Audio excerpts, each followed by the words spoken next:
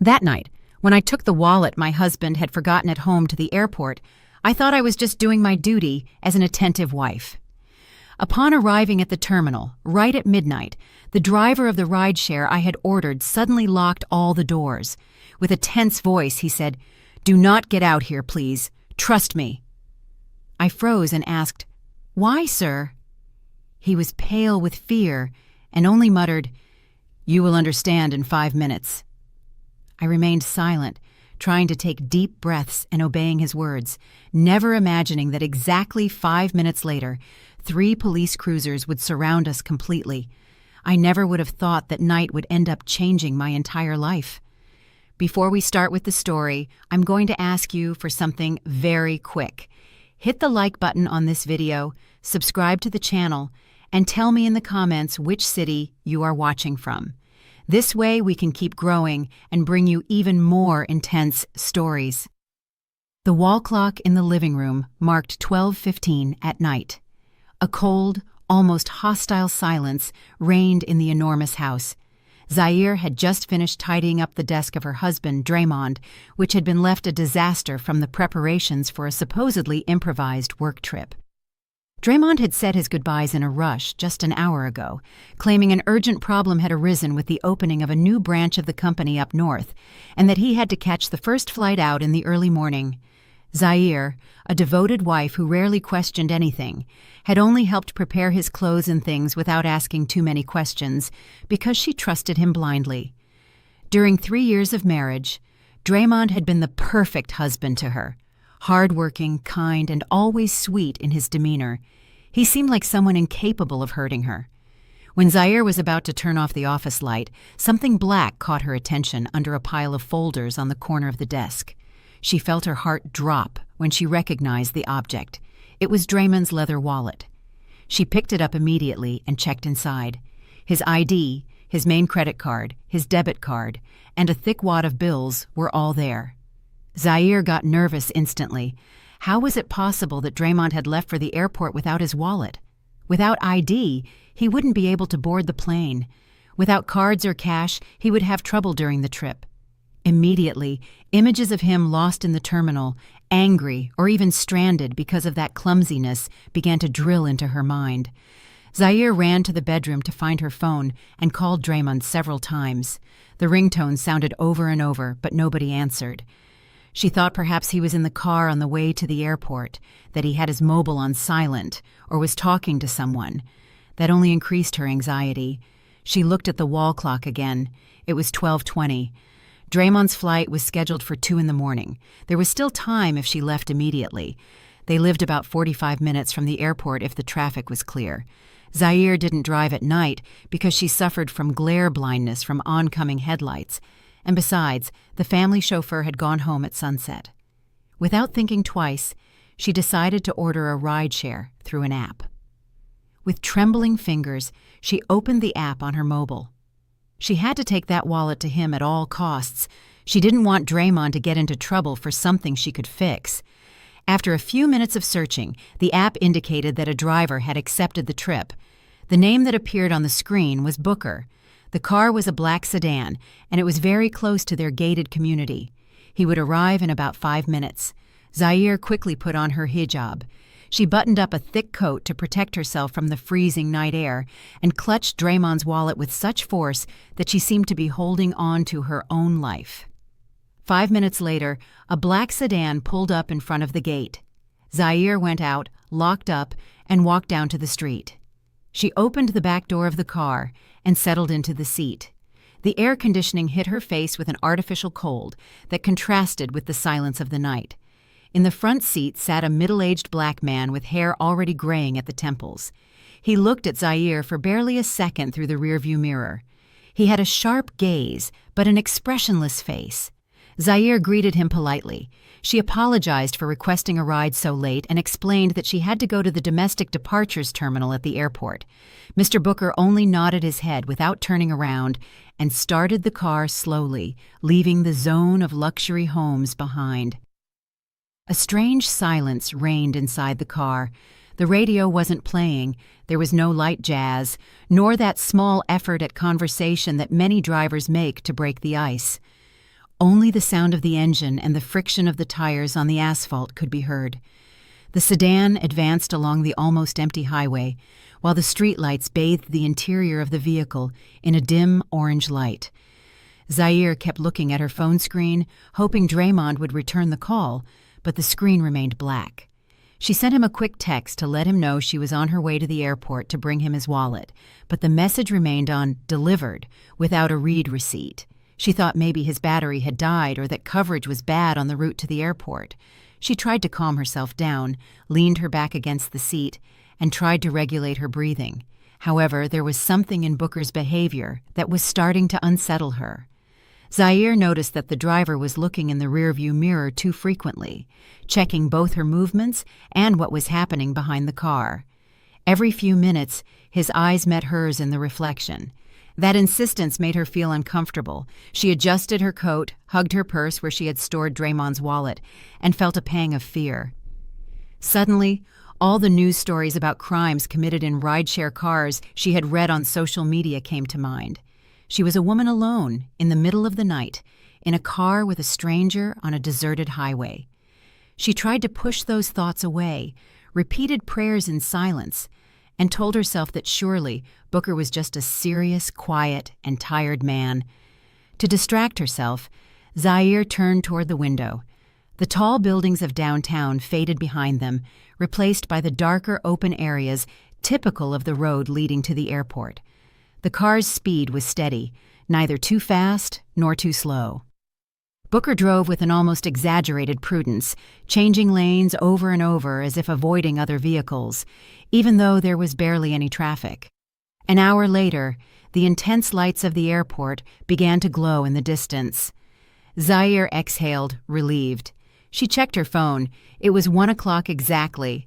There was still an hour left before Draymond's flight took off.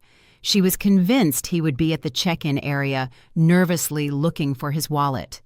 She imagined his face of relief upon seeing her arrive with it, and smiled, feeling proud to be such an attentive wife. The car entered the airport zone. Booker seemed to be heading toward the usual departures area, where the lighting was bright and there were always people coming and going. However, instead of stopping in front of the main lobby, he kept moving slowly until the very end of the passenger drop-off zone. That end was almost in darkness, with several streetlights burnt out, and it was much more solitary. Zaire frowned. She was about to ask the driver to stop at the central entrance, but her words froze when she saw Booker's expression in the mirror. The man's face was tense, beaded with cold sweat, as if he were holding his breath. The car stopped next to a large concrete column that separated the public zone from the VIP parking area. There was nobody outside, no sky caps, no other passengers, no visible security guards, only the darkness and the cutting wind of the early morning. Zaire felt goosebumps rise on her skin. Her instincts screamed that something was not right. She wanted to open the door as soon as the vehicle came to a full stop to run toward the illuminated interior of the terminal and find Draymond. She placed her hand on the handle and pulled, but the door didn't budge. She tried again with more force. Nothing. She tried to open the other side. The same. The doors were locked from the central control next to the driver's seat. A scorching panic invaded her chest. She began to gasp. She banged on the window to get the attention of anyone passing by, but the place remained deserted. Between sobs, she shouted at Booker, asking why he had locked the doors, demanding that he open them immediately. He didn't move. He gripped the steering wheel with such force that his knuckles had turned white. He didn't turn to look at her at any moment. His eyes were fixed on the dark sidewalk to the side of the car, as if he expected something terrible to emerge from there. Zaire broke down in pleas. She offered him money, jewelry, her purse, Draymond's wallet, anything as long as he let her go. It was then that Booker spoke with a deep voice, very serious and different from the beginning. "You are not getting out here, Zaire. I forbid it. Please believe me," he said, without taking his eyes off the exterior. Those words, instead of calming her, drove the terror even deeper. How could she trust a man who had her locked in a car in the middle of the night in front of an almost deserted airport? She broke down crying inconsolably and asked between sobs why he was doing this to her. Booker turned just a little. His features reflected genuine panic, but a steely determination shone in his eyes. He assured her that in 5 minutes she would understand everything, and that until then, her life depended on her not disobeying. Zaire's body began to tremble uncontrollably. She curled up in the back seat, hugging her purse, unable to decide if she should keep screaming or stay still to not provoke something worse. The seconds turned into eternities. Zaire fixed her gaze on the digital clock on the dashboard, watching as the minutes advanced in slow motion. 1, 2, 3. The silence inside the car was suffocating, while outside, the darkness seemed to hide a crouching predator. Booker kept watching the mirrors intently, as if monitoring an invisible enemy. When the counter changed to the 5th minute, the world shattered all at once. From the front and the back, 3 police cruisers appeared out of nowhere with sirens wailing and blue and red lights illuminating the forgotten corner of the terminal. They surrounded the sedan and blocked any exit. Zaire let out a stifled scream, convinced for a moment that they were coming to arrest the driver. She felt a glimmer of relief. She thought they had rescued her from a kidnapping. Several officers in bulletproof vests got out of the cars, armed with rifles. They moved with speed and military precision. Zaire ducked, fearing a shootout would erupt. She heard shouted orders over the loudspeakers, commanding someone to get down and surrender immediately. She closed her eyes and covered her ears, wishing for it all to end soon. But to her surprise, the police didn't aim at Booker's sedan. They passed right by, rounded the large concrete column next to the car, and pounced on a silhouette that was hidden in the darkness, exactly in the spot where the rear door would have been if Zaire had been able to get out. She dared to lift her head just a little. The officer subdued a man wrapped in a thick black coat with a cap pulled down to his eyebrows. The individual tried to struggle, but the numerical difference was overwhelming. They threw him to the ground and twisted his arms behind his back to handcuff him. From one of his pockets fell a folding knife and a handkerchief apparently soaked in liquid. An officer picked up the handkerchief with gloves and put it in an evidence bag. Even from the car, Zaire perceived a penetrating chemical smell that made the hair on the back of her neck stand up. Chloroform. At that moment, another officer opened the driver's door of the sedan from the outside and spoke to Booker through the window in a respectful tone, as if they knew each other from before. He informed him that the target had been detained and that the situation was under control. Booker nodded, finally letting out a sigh of relief, and deactivated the central lock. The click of the lock sounded like music of liberation to Zaire. Still trembling, Zaire asked what was happening and why they had caught that man. She didn't understand why the officers weren't arresting Booker, nor why they treated him with courtesy. The driver turned toward her calmly for the first time. His expression had changed. It was no longer that of a sullen stranger, but of someone looking at her with affection and respect. He introduced himself again, but this time not as a simple app driver. He told her his name was Booker and that he had been the head of personal security for her late father, Mr. Langston. Zaire was left open-mouthed. She vaguely remembered that name from her childhood, the trusted man who had retired years ago. Booker explained that before dying, her father had secretly asked him to continue protecting her from afar because he had always feared someone would get close to her purely for financial interest. That very night, Booker had received intel that a plan to kidnap her had been set in motion. The man they had just arrested was a hitman hired to snatch her at the airport door. As soon as she set foot on the sidewalk, he would have immobilized her with that chloroform-soaked handkerchief and forced her into another vehicle. Zaire covered her mouth to suppress a scream. The idea that she had been seconds away from walking toward her own death left her frozen. Then, with a broken voice, she asked who could hate her enough to do something like that. Booker didn't answer with words. He raised his hand and pointed upward, to the second floor of the International Departures building, where the glass facade clearly revealed the illuminated interior. Zaire followed the direction of his finger and saw a very familiar figure. There was Draymond, her husband. He did not, however, have the face of a man distressed by the disappearance of his wife, but an expression reddened by rage and frustration. He threw his phone against the floor violently, and he wasn't alone. Beside him stood Kenyatta, Zaire's best friend, her inseparable companion in shopping trips and social gatherings. Kenyatta wore a flashy red dress and was tenderly holding Draymond's arm, trying to calm him. At their feet were two large suitcases, travel suitcases, not work ones. Draymond wrapped his arm around Kenyatta's waist naturally, with an intimacy he would never have had with a simple friend.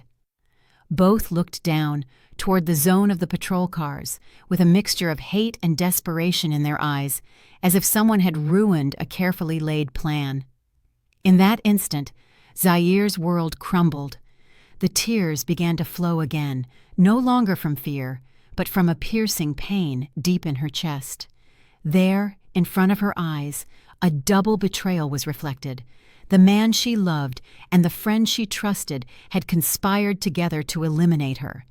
The supposed business trip was a lie, and the forgotten wallet hadn't been an oversight, but a lure to force her to leave the house alone at midnight and bring her right to that spot where the hitman was waiting. Booker let her cry for a while in silence until her sobs transformed into ragged breaths. Then he started the car again and drove away from the airport, that stage where a part of Zaire had died forever.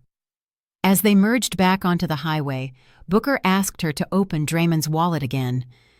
Zaire obeyed with hands still trembling. The ID and cards were still there. Upon taking out the cash, she noticed something strange between the bills. A paper folded with great care. It wasn't a simple receipt, but a one-way plane ticket abroad in the names of Draymond and Kenyatta. Behind the ticket, another paper was even more disturbing. A recent life insurance policy in Zaire's name for an amount equivalent to hundreds of thousands of dollars, with Draymond as the sole beneficiary. Suddenly everything clicked. He didn't need that wallet because he already carried the passport and the tickets that really mattered in his pocket. He had left the wallet on purpose to force her to go to the airport. If the kidnapping went well, they would murder her, her body would disappear, and Draymond could report her missing to later collect the insurance and live like a king with Kenyatta in another country. Zaire squeezed the documents with rage, but alongside the horror, something new began to be born inside her. The blind love she had held for Draymond over those 3 years was pulverized in a matter of seconds, giving way to a cold, sharp fury very different from the desperate crying. She looked at herself in the vanity mirror of the car and barely recognized the woman she saw. She was no longer the meek and trusting wife of that morning. Booker, seeing that change in her eyes through the mirror, understood that Zaire was ready to go from victim to strategist. He told her that Draymond didn't know she had discovered everything. From her husband's point of view, the only thing that had happened was that the kidnapping had failed due to an unforeseen police operation. That ignorance of Draymond's was Zaire's greatest advantage. He still believed she was naive, oblivious to any suspicion. Booker recommended she return home and pretend nothing had happened, that she had never gone to the airport. They needed time to prepare a response, protect Zaire's assets, and gather evidence. The old version of her, the blind and compliant woman, was buried that night in the airport parking lot. A new Zaire surfaced, willing to exact revenge with patience and precision. Booker's black sedan advanced slowly, as if crossing a bridge between two worlds, that of naivety and that of lucidity. Inside the car, the silence returned, but it was no longer the discomfort of before, but a dense calm charged with pain and determination. Zaire kept hugging her purse as if it were a life vest in the middle of the storm that had devastated her life in less than an hour. Her tears had dried, leaving a rough sting on her skin. She watched the highway illuminated by a sad yellow light, while her mind went over everything she had seen and heard again and again. Booker, with a serene and fatherly voice, considered it was the moment to give her context. He confessed that he had been observing Draymond's movements with concern for 6 months. Through old contacts in the police and private security, he had found out that a well-known young businessman had gotten into debt with illegal online gambling for a huge sum, exceeding $200,000. That businessman was Draymond, At first, Booker didn't want to believe it, but the evidence piled up. There were reports about pawning small properties, discreetly, without notifying Zaire. Draymond's behavior had become more hermetic, more nervous. Zaire remembered with a knot in her throat all the times he had complained about blocked projects or delinquent clients to justify needing to sign urgent documents with her and withdraw money from the joint account. Now she understood that it wasn't the business devouring that money, but the gambling. She felt clumsily guilty, as if she had failed her father's legacy, who had left her the company and properties to care for. She had allowed a wolf in sheep's clothing to sleep beside her every night, devouring her future little by little. Booker then asked her to check the wallet again with more attention. Zaire slid her fingers through a compartment so narrow it was barely noticeable behind the card slots. There, she found a very folded paper, a power of attorney transferring the title of the main house and a valuable estate in the center of the city from her name to Draymond's. The signature that appeared at the bottom was Zaire's, or at least it looked like it.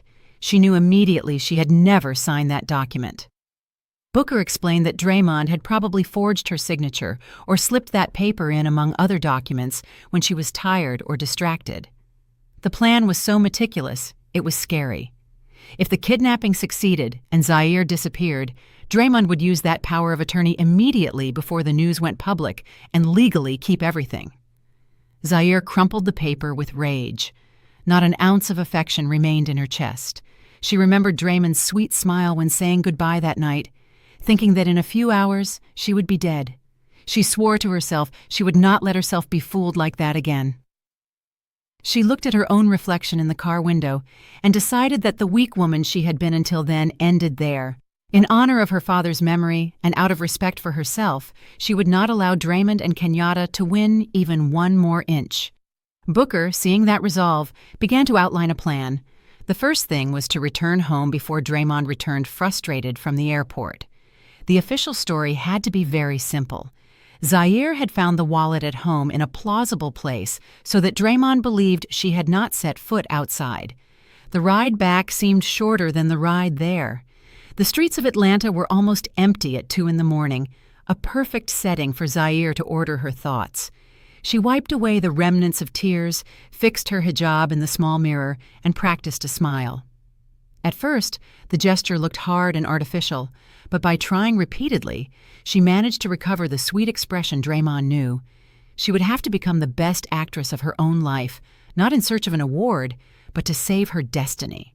Upon arriving at the gated community, Booker turned off the car lights so as not to attract the attention of the guard or the neighbors. He dropped her off a few yards before the door so the sound of the engine wouldn't give anything away. Before Zaire got out, Booker handed her a small device the size of a button. It was a high-tech spy microphone. He asked her to hide it in a place Draymond used daily to talk or work, but where it wouldn't be easy to detect. Zaire clenched it in her fist with determination. She got out of the car and slipped to the door of her own house as if she were an intruder in enemy territory. She opened the lock with extreme care so it wouldn't creak. The interior was dark and silent, impregnated with the scent of lavender air freshener that other nights had comforted her and now felt suffocating. Every corner reminded her of scenes from a life that had just proven to be a lie. The sofa where they watched movies, the table where they had breakfast together, everything suddenly seemed like a theater set. She locked up again from the inside so nothing would draw attention when Draymond returned. Her first stop was the bathroom. She washed her face repeatedly with cold water, trying to erase the trace of tears and panic from her features. She looked at herself for a long time in the sink mirror. She kept seeing the same woman as always, but with another soul in her eyes. There was no longer naivety, but a new lucid hardness. She whispered to herself that she could do it, that she wasn't a helpless victim, but the daughter of a strong man who never gave up.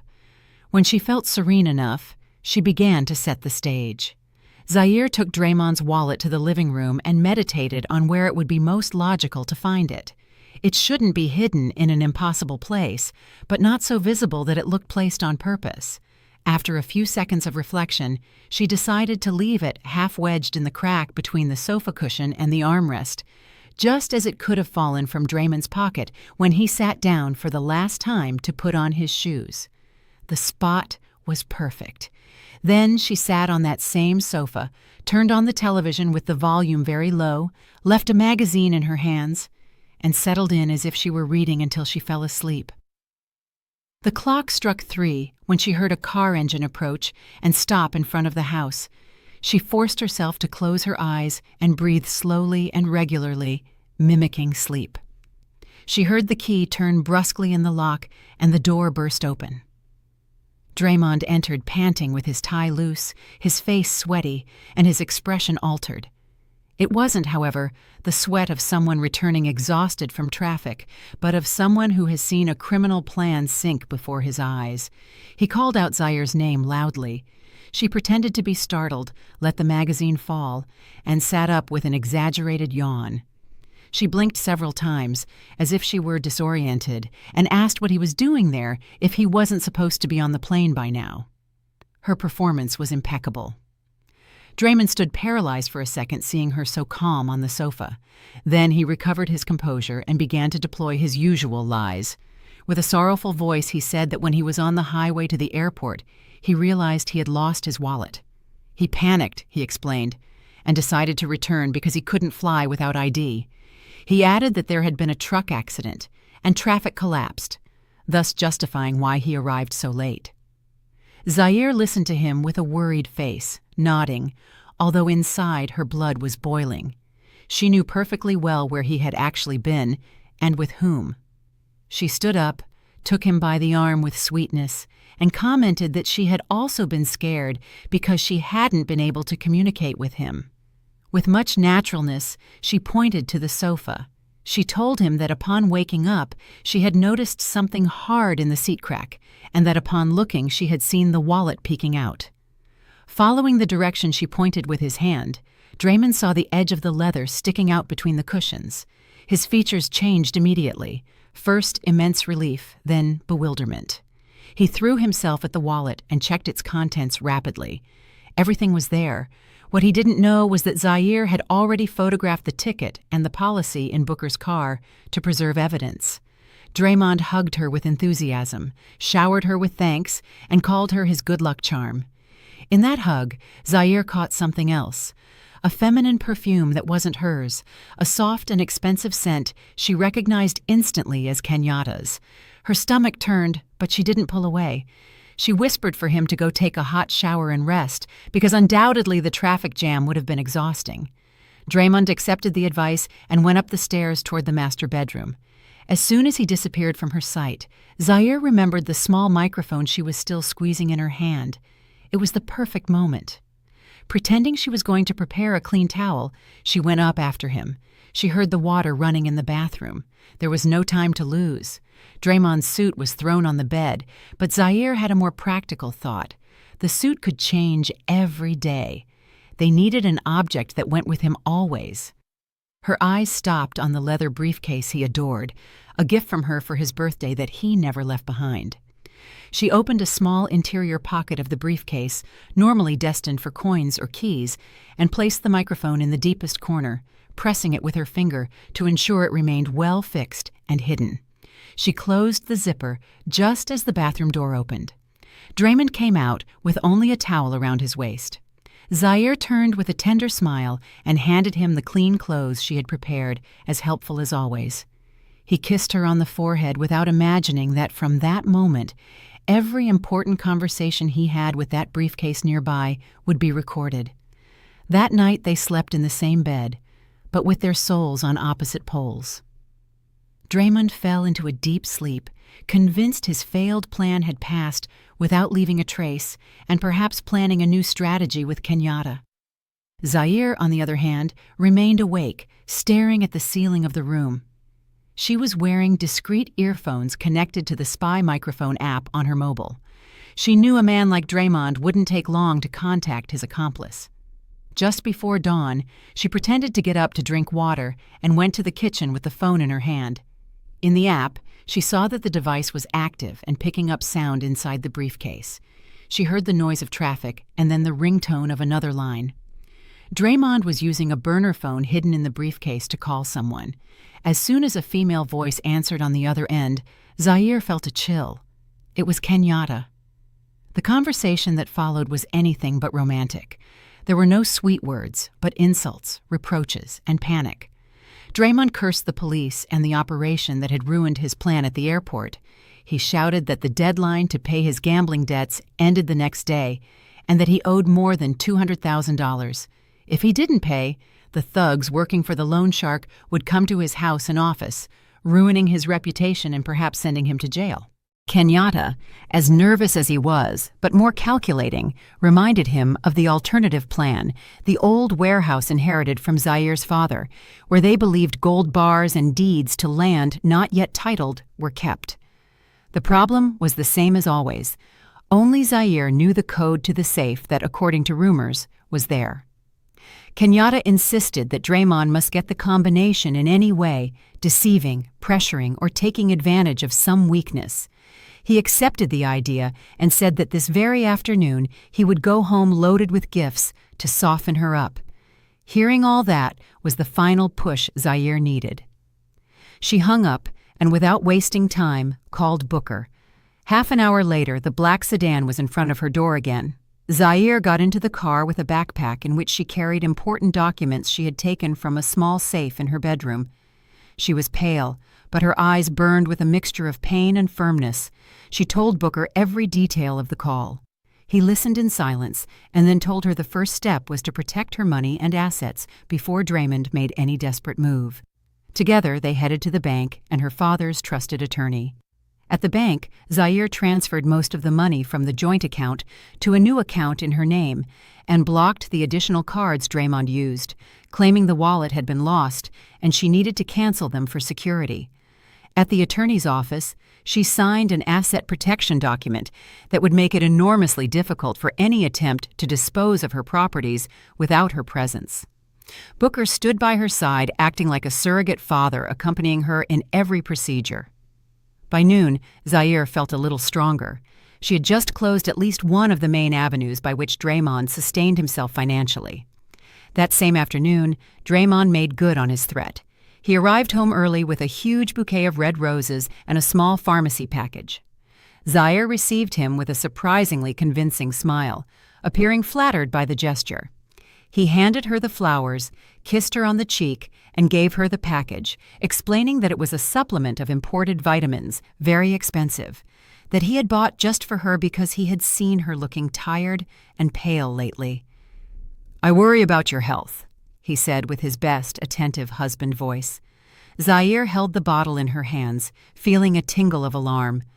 When Draymond went to the bathroom to freshen up, she opened it with caution. The seal looked tampered with and poorly reglued. She emptied a capsule into her palm. Its appearance didn't match that of ordinary vitamins and had a delicate white powder on the surface. During dinner, Draymond insisted several times that she take a capsule in front of him. He watched her with a scary intensity, as if expecting an immediate effect. Zaire, with cunning, got up from the table saying she was going to get a glass of water. In the kitchen, she threw the capsule down the sink drain and popped a mint candy of similar size into her mouth. She returned to the table, placed it on her tongue, and swallowed it in front of Draymond's eyes. He smiled satisfied, believing he had taken the first step to poisoning her little by little. In the following days, Zaire kept getting rid of the contents of the bottle in the toilet, leaving only the empty container so it looked like she was taking it with discipline. The secret war had begun, and any slip-up could cost her life. 3 days after that poisoning attempt, Draymond was starting to unravel. He expected to see Zaire get sick, show signs of dizziness or weakness that would facilitate his plans, but what he saw was quite the opposite. She got up early, did stretches in the garden, cooked healthy meals, smiled, and sent him off with kind words. This made him even more nervous, while the gambling creditors kept harassing his phone with increasingly explicit threats. Zaire, seeing that the pressure on him was increasing, decided the moment had come to move to psychological counterattack. She had to push him to make mistakes that would incriminate him even more. She called him at the office mid-morning with a cheerful tone. She told him she had been reflecting and wanted to celebrate that he was calmer after the scare of the lost wallet, and also thank him for how hard he worked. She planned to organize a special dinner at home. As the cherry on top, she confessed she missed her best friend Kenyatta, whom she hadn't seen in a while, and asked if he thought it was a good idea to invite her too. On the other end of the line, there was a brief silence. Draymond must have debated between the risk and the opportunity. Having his mistress and his wife under the same roof was dangerous, but it could also serve to manipulate both of them together. Finally, he accepted with feigned enthusiasm, without suspecting he had just walked straight into the trap. That night, Zaire dressed the table with almost ceremonial care. She lit scented candles, brought out the finest china, and placed plates of select meat and carefully prepared sides in the center. She wore a modest burgundy dress, elegant and sober, and had applied just enough makeup to highlight features that were now firmer. At 8 o'clock sharp, the doorbell rang. Draymond opened the door for Kenyatta, who appeared in a tight dress that marked every curve, creating a clear difference with Zaire's discretion. She smiled and brought a gift in her hand. She greeted Zaire with kisses on both cheeks, with that false affection she had always used, and Zaire returned the hug, feeling like she was hugging a snake. Dinner began with light jokes and trivial comments.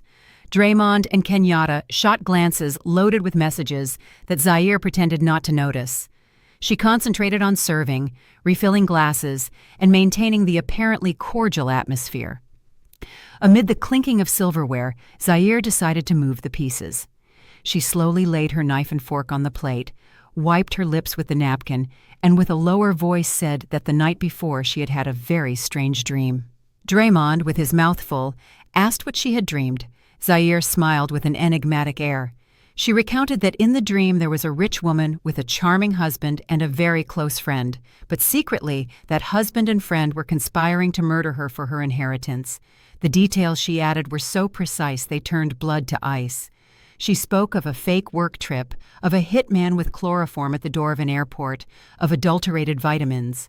Kenyatta's face lost all color. Her fork slipped from her hand and clattered against the plate. Draymond choked on a piece of meat and started coughing desperately, drinking water in large gulps. The air in the room became thick. The two looked at each other sideways, trying to guess how much Zaire knew. She, after a calculated pause, let out a light laugh and said that luckily it had only been a dream because it was impossible for a husband as loving as Draymond and a friend as good as Kenyatta to do something so monstrous. Her words, soft in form, cut like a scalpel. Before they could regain control, Zaire launched the final strike. She said that dream had made her think a lot about death and that, driven by a kind of spiritual enlightenment, she had gone that very day to the attorney. She commented with a serene gesture that she had completely modified her will. She explained that if she died suddenly or in dubious circumstances before the age of 60, 100% of her assets, including the house, the land, the bank accounts, the stocks, and the contents of the family safe, would be donated automatically to a foundation for orphanages and a cancer charity. Neither her husband nor any other relative would receive a single dollar. She justified her decision by saying Draymond was a capable man who could earn a living by himself without depending on an inheritance. The room was plunged into a brutal silence. Draymond went rigid, staring into space, as if someone had yanked the floor from under his feet. Kenyatta opened her mouth, but found no words. All the effort to eliminate Zaire and keep her money had been neutralized in an instant. Killing her no longer made sense. If she died, they would have nothing to inherit beyond their own debts. Zaire looked at them, tilted her head, and with a sweetly poisonous smile, asked if they saw anything wrong with her decision, if perhaps it wasn't worthy to destine it all to charity. Draymond stammered that it was an exaggerated reaction, and that she had to think about the family's future. Zaire interrupted him with firm politeness, insisting she was doing it precisely thinking of her spiritual future. She finished her piece of meat as if nothing had happened, while across from her, two greedy souls fell apart in silent desperation.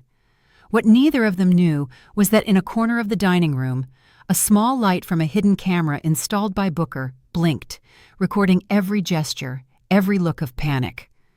That dinner was the first piece of a dossier of evidence that would completely dismantle Draymond and Kenyatta's version in court. That same night, unable to sleep, Draymond and Kenyatta took refuge in the small apartment she had in another part of the city, their secret hideout, which had now become a panic shelter. Draymond's phone wouldn't stop vibrating with calls and messages from foreign numbers loaded with threats and nasty photos. The bookies weren't going to wait any longer.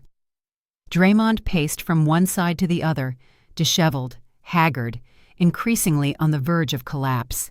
He knew that with the new will, killing Zaire would be useless. Getting the inheritance the fast way was ruled out. Kenyatta, smoking nervously on the sofa, blamed him for everything. She threw the responsibility on him for not having controlled his wife and for having allowed her to change the will. They argued, shouting with increasingly cruel insults. However, the more the clock advanced, the clearer they saw they needed money immediately. If they couldn't eliminate Zaire, they only had the option to break her.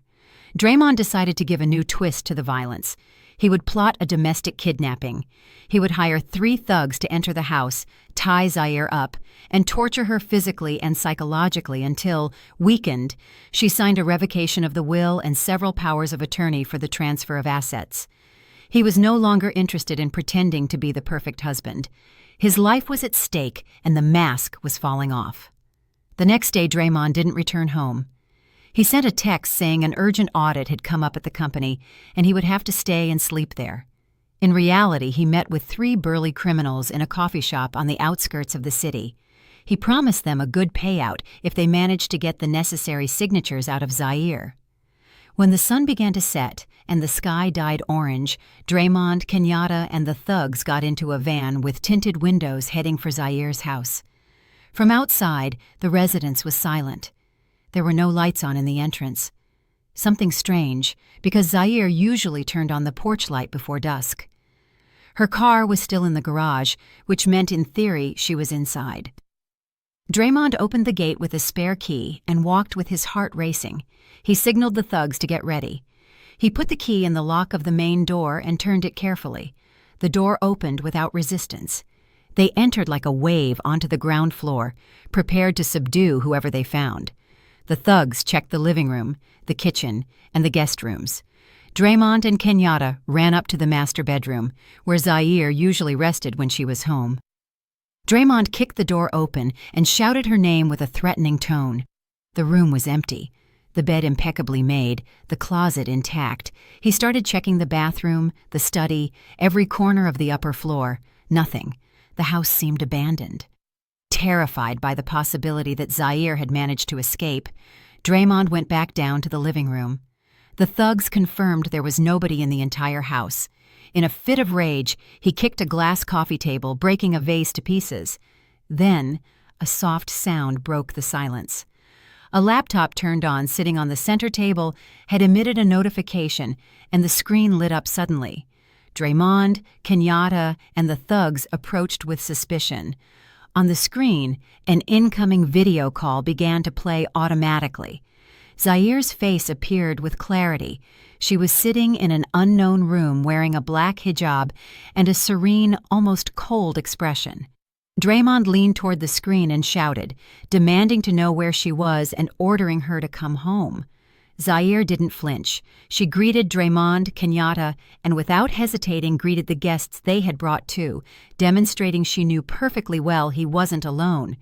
Then she pointed with her finger to a small mark in the corner of the screen, the live stream icon, and a viewer counter that wouldn't stop rising.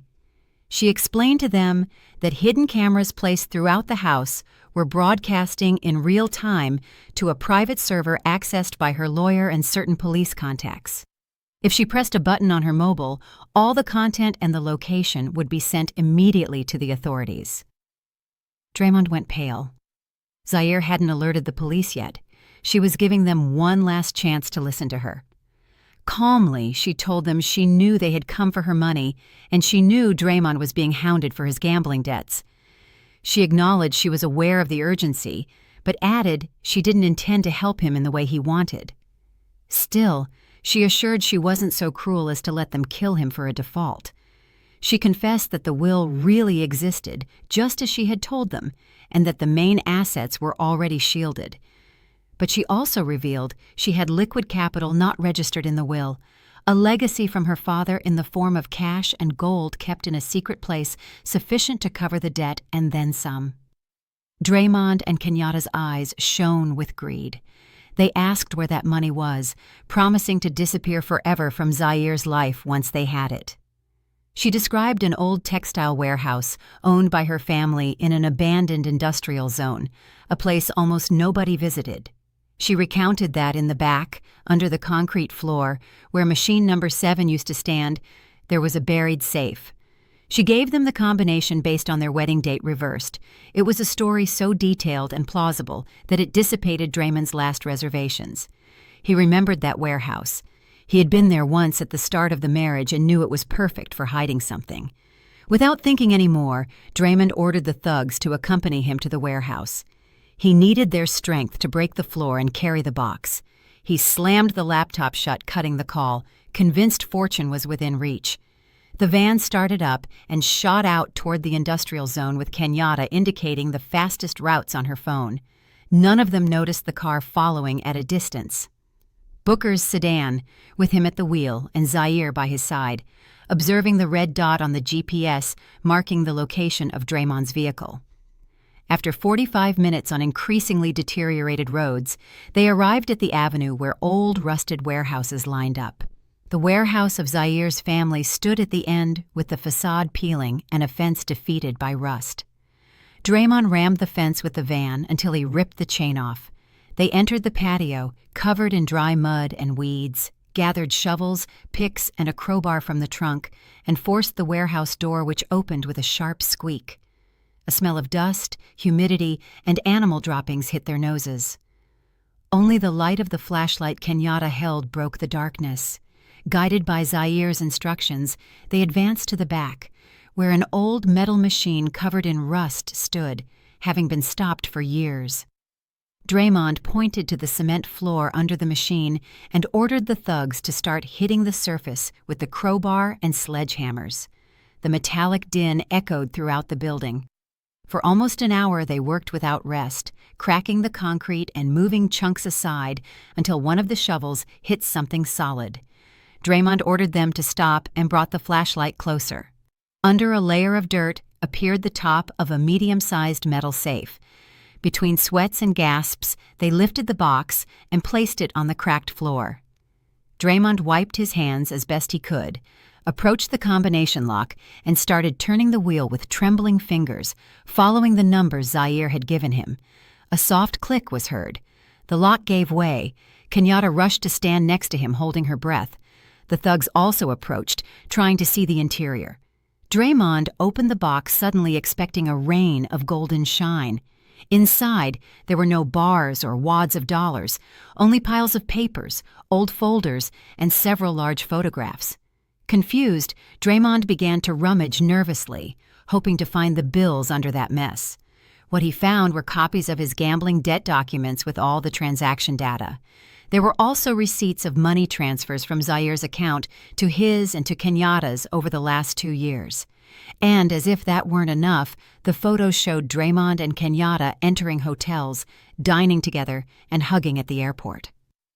On top of everything, a white envelope with perfectly recognizable handwriting, Zaire's. On the cover it said, "A gift for the traitors." Draymond opened the envelope with shaking hands. On the sheet, barely a sentence. "The treasure you seek is not here. What is in this box is the evidence of everything you have done. Enjoy it. The police are on the way."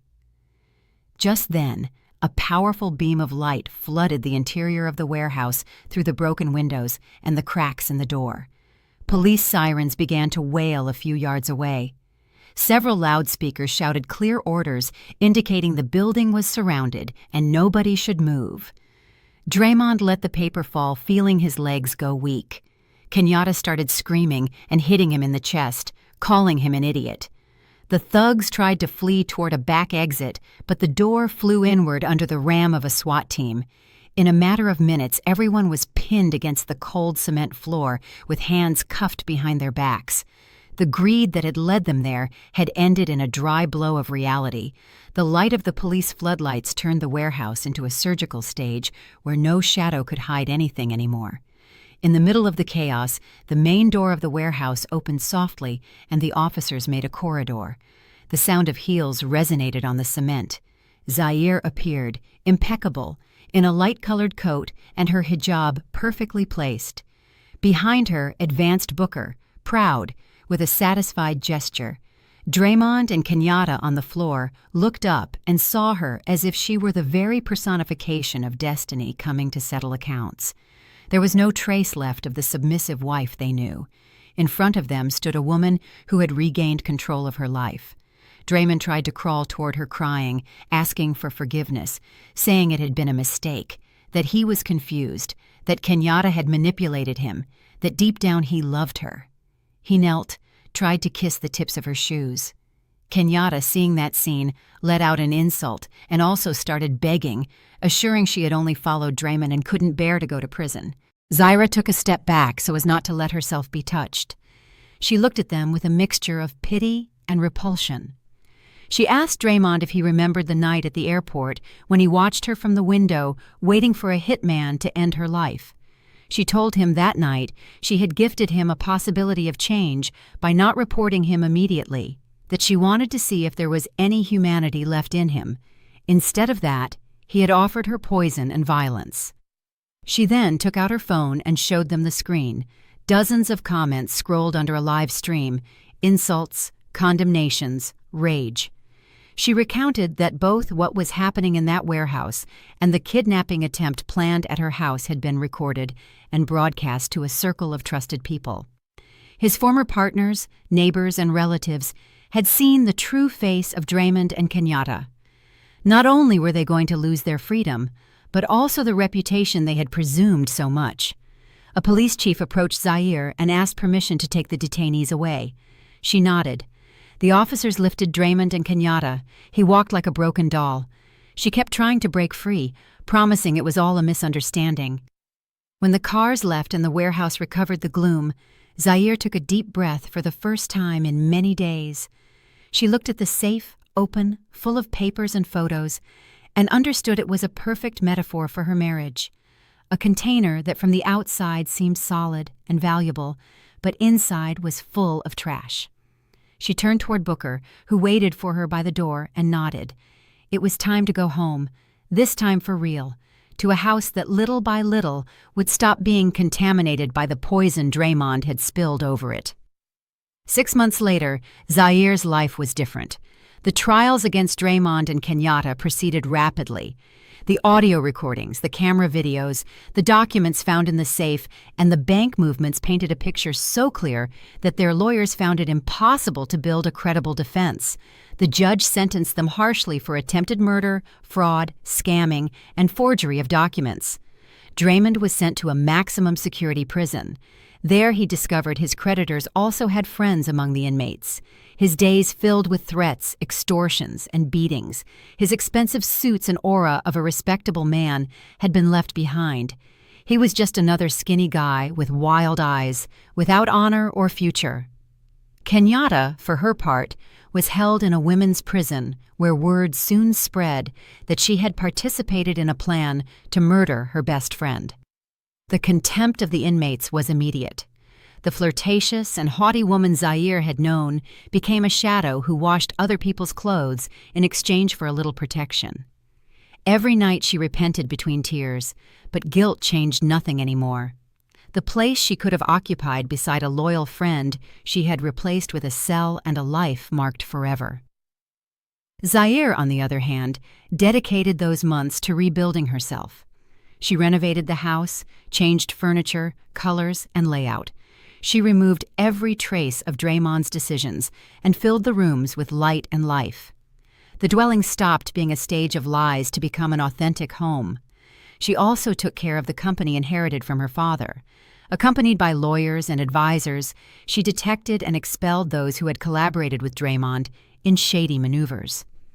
She implemented new controls, fostered a culture of transparency, and discovered that in reality, she had a great talent for business. She wasn't just the owner's daughter, she was the director guiding the company toward a new stage of growth. Her figure became known in business circles. She began to be invited to talks and seminars on female leadership. She told her story with discretion, without naming names, focusing on how a woman can overcome betrayal and take the reins of her destiny. The hijab she wore with elegance wasn't just a garment of faith, but a symbol of the strength she had found within herself. Her employees looked at her with genuine respect, not out of fear, but because they saw in her someone who had fallen to the bottom and had risen without renouncing her dignity. One bright morning, Zaire arrived at the same airport where her life had been about to end. This time, however, she went with a light heart and a small travel suitcase. She wore a comfortable and elegant outfit in soft tones, with sunglasses and a calm smile. Booker accompanied her to the VIP boarding area. He was no longer just her father's former security man. He was her right hand in the company, and above that, a member of the family Zaire had chosen. Stopping near the concrete column where months before they had wanted to kill her, Zaire looked at the spot sideways. The memory didn't hurt anymore. It only reminded her how far she had come. Booker asked her almost with fatherly pride if she was ready for the trip. Zaire nodded. She held in her hand the tickets for Umrah, the minor pilgrimage to Mecca, and a subsequent visit to Turkey, the trip she had always dreamed of taking as a couple, and that now she was going to enjoy alone from a conquered freedom. She thanked Booker for everything he had done for her, telling him that for her, he wasn't just a protector, but a true guardian angel sent by her father from memory. He got emotional with misty eyes. She then turned toward the international departures door, took a deep breath, and advanced. The flight screens announced her plane would leave on time. It was a detail that seemed almost symbolic to her. Her life, finally, was following the course she herself had chosen, and not the one another had tried to impose on her. While standing in line at immigration, Zaire allowed herself to close her eyes for a few seconds, silently giving thanks for having survived those 5 minutes in which a simple "don't get out of the car" saved her life. Draymond and Kenyatta were left behind like a dark chapter of a book that had already finished. What awaited her on the other side of the door was a future full of possibilities.